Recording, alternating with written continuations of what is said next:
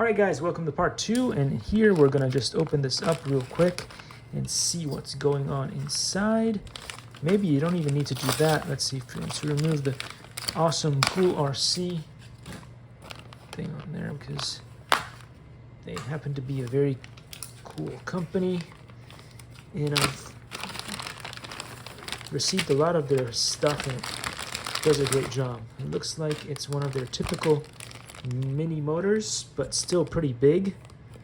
This one you need to set up yourself. It does not have the connectors, it would seem. So yeah, let's just open this up real quick. You guys can see what's inside. There's the motor, but unlike the other one, this one you're gonna have to do the soldering yourself. It is a little bit cheaper for that reason. This bit here goes on there. It has massive prop. Likey.